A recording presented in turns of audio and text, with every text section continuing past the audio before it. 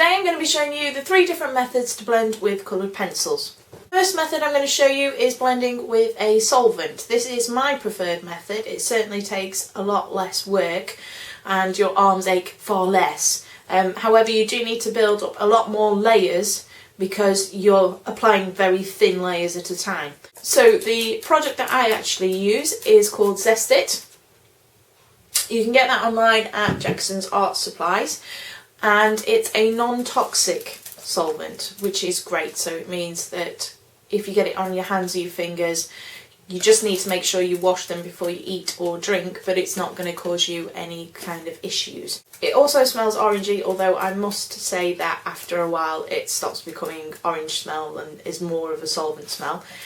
But to begin with, it's quite pleasant. Now, the best way to use this, I found, is to get yourself a small tub, pour a little bit in, a very small amount, and use that small amount.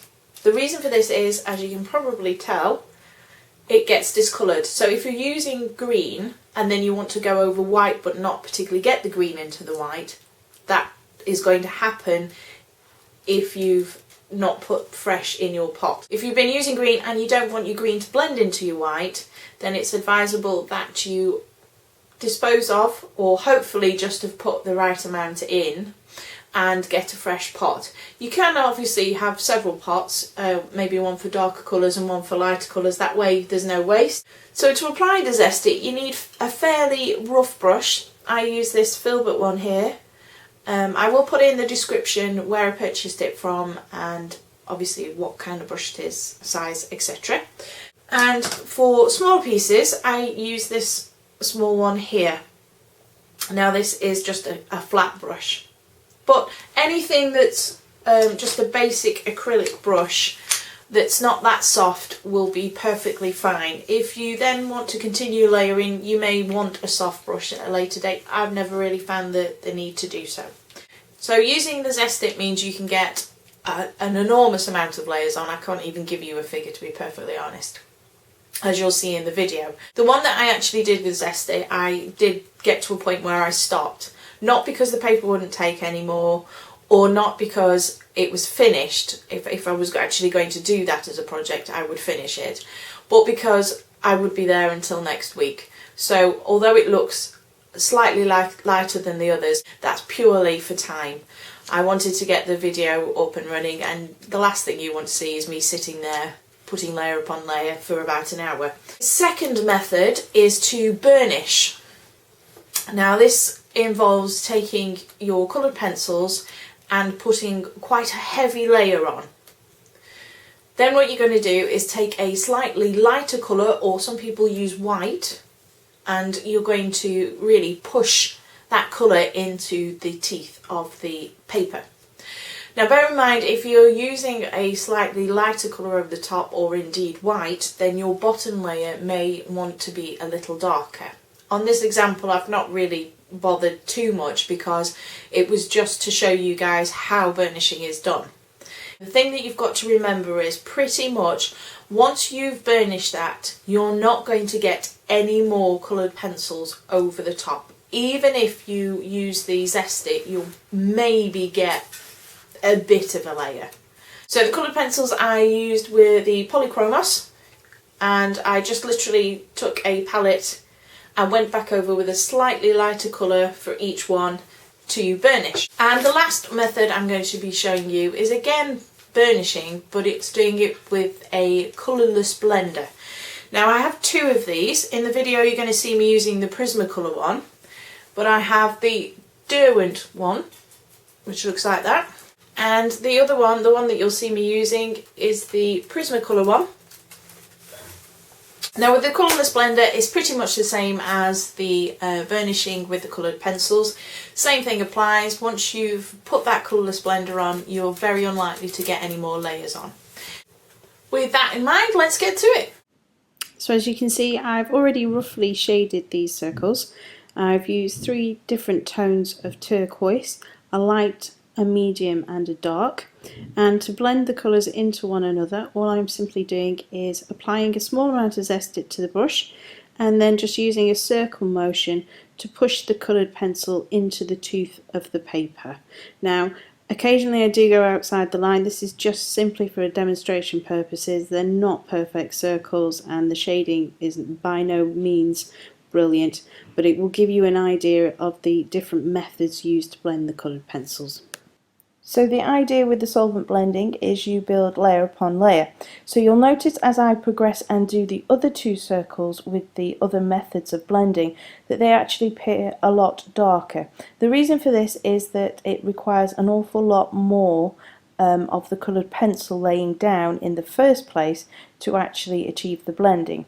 With the solvent you don't need to put as much down, you can build as many layers as you like.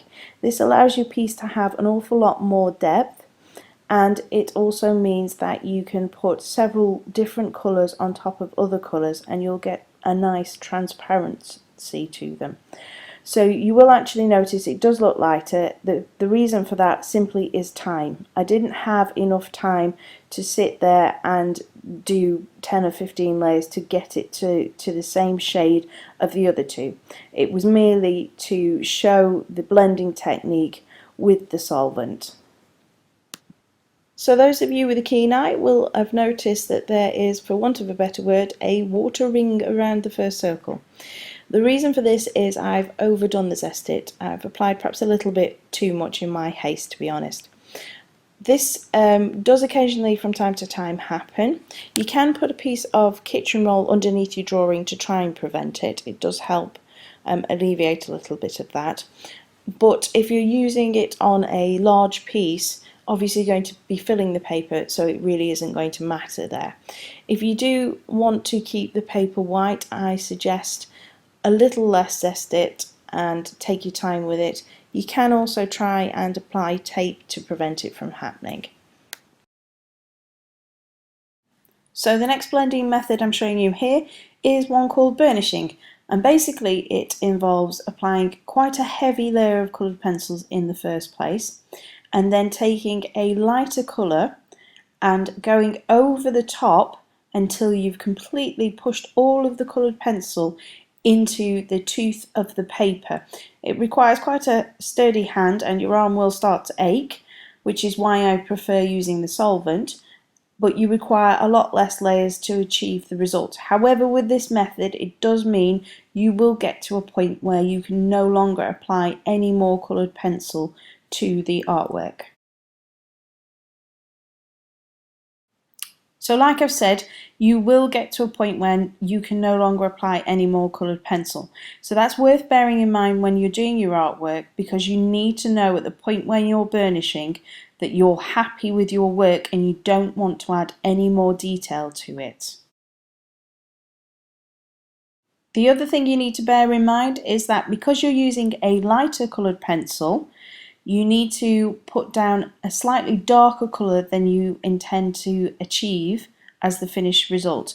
This is because when you apply the lighter colour, obviously it's going to lighten everything up. Now a lot of artists use the white, particularly the Prismacolor brand, because it makes it an awful lot easier to burnish with the white. The pigment in it is a lot better to lay down, a lot easier should I say to lay down than some of the other colours. However, if you're going to do this, obviously your artwork is going to end up an awful lot lighter.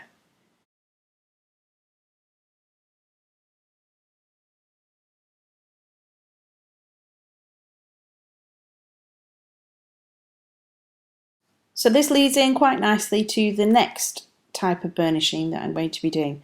This is exactly the same method as the second circle.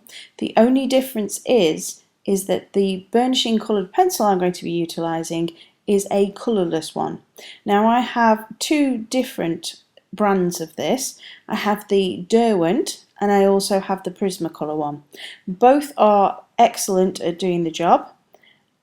I am using the Prismacolor for this particular demonstration.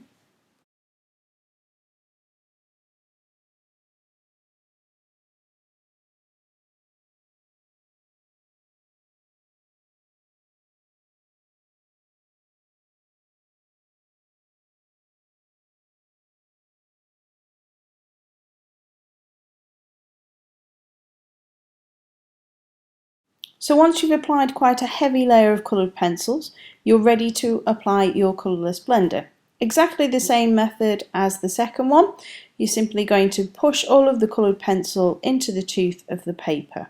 Again, you need to bear in mind the fact that once this is done, it's very unlikely that you're going to be able to get any more coloured pencil on that particular bit of artwork.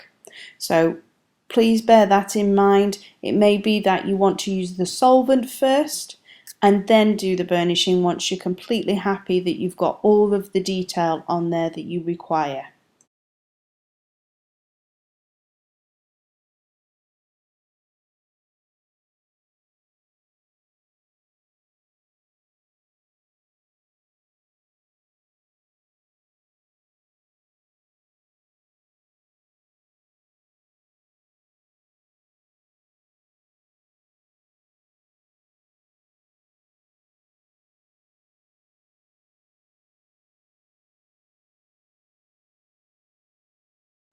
So really, to summarise, with the solvent application, it means, as you can see here, you can go back over and add several more layers than you would be able to do with either of the burnishing methods.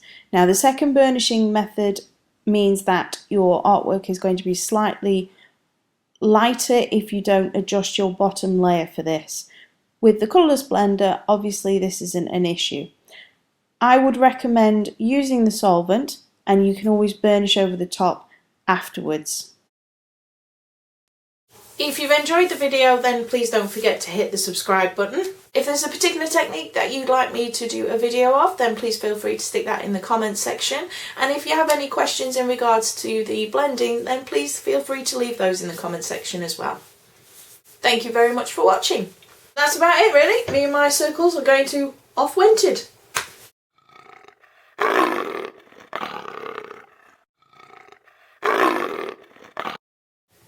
It's upside down.